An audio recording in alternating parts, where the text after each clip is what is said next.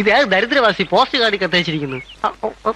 ഇവിടെ എനിക്ക് സുഖമാണ്, അവിടെയും സുഖമെന്ന് വിശ്വസിക്കുന്നു. ഇവിടെയും സുഖം, അവിടെയും സുഖം. പിന്നെ ഇത് ചുവന്നുകൊണ്ട് നടക്കുന്ന എനിക്കാണോ അസുഖം?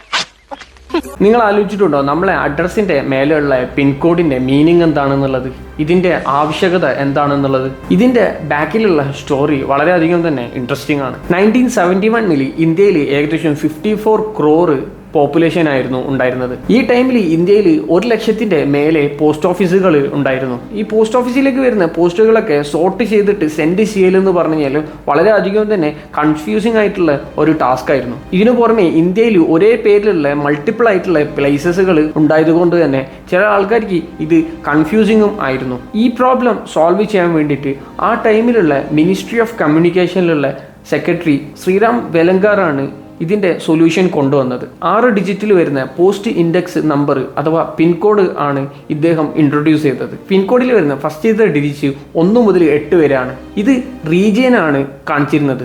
നോർത്ത് ആണോ, സൗത്ത് ആണോ, ഈസ്റ്റ് ആണോ, വെസ്റ്റ് ആണോ എന്നുള്ളത്. ഇതിൽ നമ്പർ 9 ആർമി പോസ്റ്റ് ഓഫീസേഴ്സിനാണ് കൊടുത്തത്. സെക്കൻഡ് ഡിജിറ്റ് സബ് റീജിയനും, തേർഡ് ഡിജിറ്റ് ഡിസ്ട്രിക്റ്റും, പിന്നെ ബാക്കിയുള്ള 3 നമ്പേഴ്സ് ആ സെയിം ഡിസ്ട്രിക്റ്റിൽ വരുന്ന ഏത് പോസ്റ്റ് ഓഫീസ് ആണ് എന്നുള്ളതാണ് മെൻഷൻ ചെയ്യുന്നത്. ഇതാണ് നമ്മൾ പിൻകോഡിൻ്റെ സ്റ്റോറി.